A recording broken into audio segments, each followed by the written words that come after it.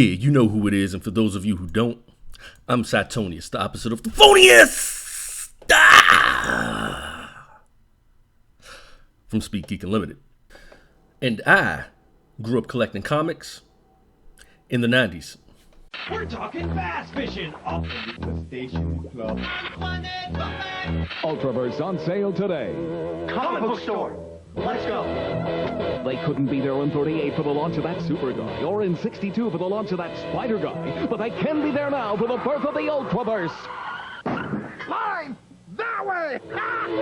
Prime Hard Case, first editions in comic shops June 16th. To enter to win one of 200 special edition posters, call this number now.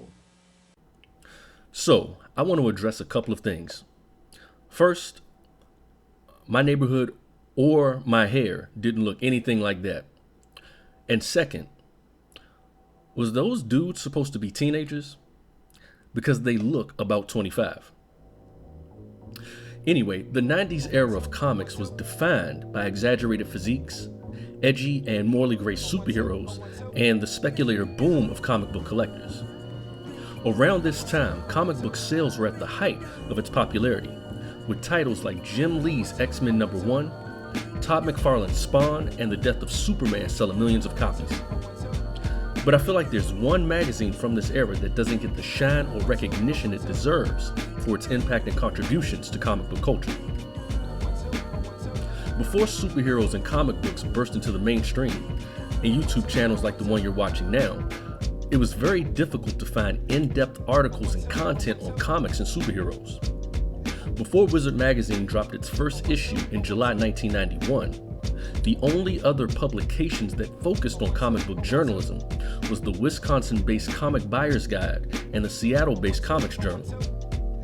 Created by Gareb Shamus and his brother Stephen Shamus, who started the magazine as a weekly newsletter that was sold from their parents' comic shop in New York called The Wizard of Cards and Comics.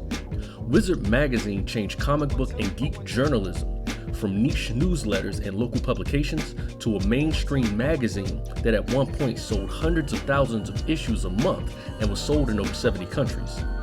Gareb Shamus started Wizard magazine for one reason and one reason only: because he couldn't find a job after college. Gareb Shamus attended the State University of Albany and majored in art and economics and graduated magna cum laude. You a smart motherfucker.